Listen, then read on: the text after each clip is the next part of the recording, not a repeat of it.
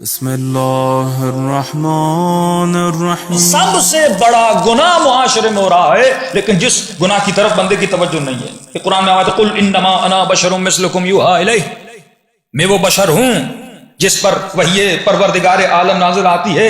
الہکم الہ واحد، اے مسلمان یاد رکھنا تمہارا خدا ایک ہے۔ فمن کان یرجو لقاء ربہ، جو انسان چاہتا ہے کہ ملاقات خدا کے لیے جائے، جو انسان چاہتا ہے پروردگار عالم سے ملاقات کر، فلیعمل عملا صالحا، پھر اس انسان کے لیے ضروری ہے کہ وہ عمل صالح انجام دے۔ ولا یشرک بعبادی احدا، عمل صالح انجام دے، اور صرف عمل صالح نہیں، مجلس میں آ رہے ہو یہ عمل صالح ہے، حسین کا ذکر کر رہے ہو عمل صالح ہے، عزاداری کر رہے ہو یہ عمل صالح ہے، کسی غریب کی مدد کر رہے ہو یہ عمل صالح ہے، روزہ رکھ رہے ہو یہ عمل صالح ہے، یہ سارے اعمال صالح، مجلس سن رہے ہو مجلس پر عمل صالح ہے۔ لیکن اس عمل صالح کے ساتھ اے بندہ خدا شرک نہ کرنا، کسی کو اللہ کے ساتھ شریک نہ کرنا۔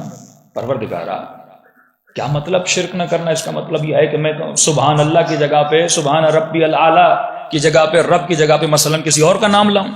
ہے کوئی جو نماز پڑھے اور ایسا کام کرے؟ ہے کوئی جو اللہ اکبر کی وجہ پہ مثلا کسی اور خدا کا تصور لائے؟ نہیں۔ معصوم فرماتے ہیں یہ شرک خفی ہے، جس میں 99% لوگ مبتلا ہوتے ہیں، لیکن ان لوگوں کو پتہ ہی نہیں ہوتا ہم کتنا بڑا گناہ کر رہے ہیں۔ مولا یہ شرک کیا فرمایا کہ تم نے قرآن کی آیت میں پڑھی لا تعبد الشیطان، کیوں اللہ ایسا کہہ رہا ہے کہ شیطان کی عبادت نہ کرو؟ ہے کوئی ہم میں سے جو شیطان کی عبادت کرے؟ ہے کوئی ہم میں سے جو شیطان کو سجدہ کرے؟ ہے کوئی ہم میں سے جو شیطان کے لیے نماز پڑھے؟ ہے کوئی ہم میں سے جو شیطان کے لیے روزہ رکھے؟ معصوم فرماتے لا تعبد الشیطان سے مراد لا تتبع الشیطان، اگر تو اتباع شیطان میں آئے گویا تو عبادت شیطان میں آئے۔ عبادت کس کی جاتی ہے؟ جس کی عبادت کی جاتی ہے اسی کی اتباع کی جاتی ہے، جس کی عبادت کی جاتی ہے اسی کی اطاعت کی جاتی ہے۔ اگر تو خدا کی عبادت کر رہا ہے لیکن اطاعت تو شیطان کی کر رہا ہے تو عبادت بھی شیطان کی کر رہا ہے۔ یہ کھوکھلے سجدے یہ کس کے لیے ہیں؟ یہ ہوا و ہوس نفس کے لیے ہیں۔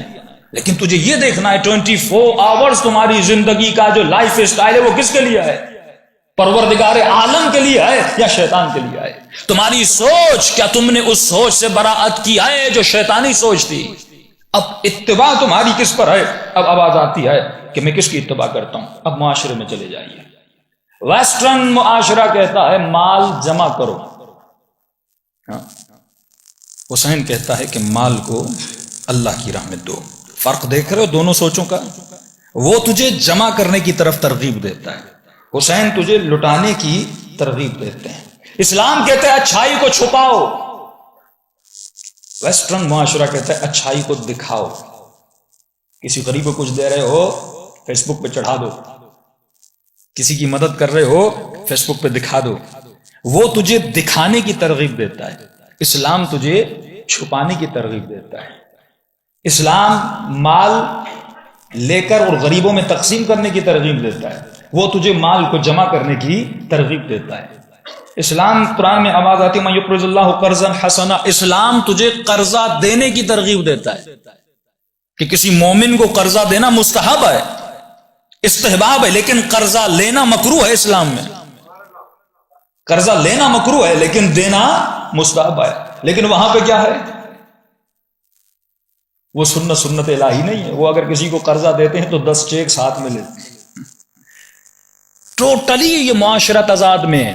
ویسٹرن معاشرے کی روح اسلام سے نہیں ملتی، وہ معاشرہ جو انسان کو تباہی کی طرف لے کر جاتا ہے، ہم اسی معاشرے میں۔ اب معاشرہ اور اللہ کا سسٹم یہ تھا کہ عالم محضر خداست، یہ عالم اللہ کا محضر ہے، بدر محضر خدا، اور اللہ کے محضر میں گناہ نہ کرو۔